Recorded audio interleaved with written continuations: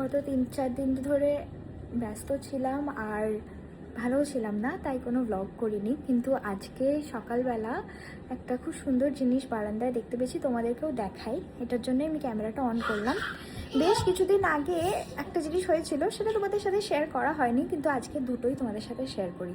তো ব্যালকনিতে যাব আর তোমাদের দেখাবো কি হয়েছে। এটা আমার ব্যালকনি।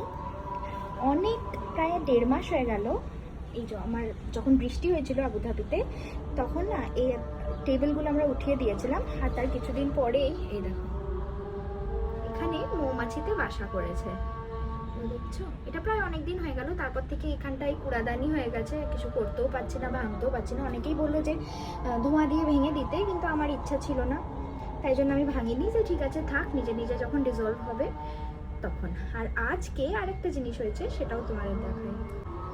এখানে আমার অ্যালোভেরা গাছটা আছে, এটা থাকে এখানে। হঠাৎ দেখছি এই ভাইরাটা এখানে বসে আছে, তো কাছে গিয়ে দেখলাম যে এই যে ও এখানে একটা ডিম দিয়েছে।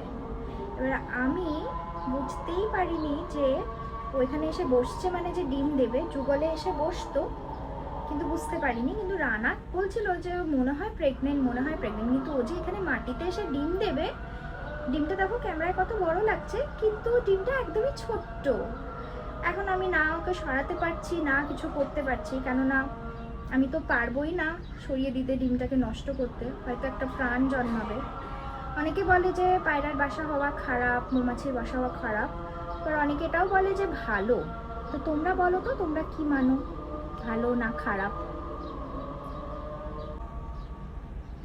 তোমরা যারা আমার ভিডিও দেখছো তারা আমাকে জানিও যে তোমরা কি বিশ্বাস করো, এটা কি হওয়া ভালো নাকি খারাপ। এখন আমি ভাবছি ওদেরকে একটু জল আমি দিই, কারণ এখানে ভীষণ গরম পড়েছে। আর একটু চাল, আমার কাছে পুরনো চাল আছে, ওটা আমি একটু দেবো ভাবছি। আর এখন আবুধাবিতে প্রচণ্ড গরম, মানে কাকপক্ষী চিল কিচ্ছু দেখা যাবে না। হয়তো প্রেগনেন্ট ছিল বলেই এখানে সেফ ফিল করে এসে হয়তো এখানেই বাসাটা ও করেছে। তো চলো ওদেরকে একটু চাল আর একটু জল এনে দিই। তো একটু পাটিতে চাল আর একটা পাটিতে জল এখানটা করে রাখি। আর এইগুলো হয়েছে বলে না আমার ব্যালকনি একদম ক্লিন করা হচ্ছে না। এই যে চারিদিকে ওরা পটি করছে, কেননা এখন কিছু করতে এলেও ভয় পেয়ে যাবে। আর আমি চাই না একটা ডিম নষ্ট হোক, বা একটা বাচ্চা যদি ওর হয় তো সেটাকে কেন নষ্ট করব। তাই জন্য আমার ব্যালকনিটা একদম নোংরা হয়ে আছে। বস, আমি কিছু করবো না, তুই বস। এই যেখানে চাল আর জল আছে, এটা খাবি এসে, হ্যাঁ?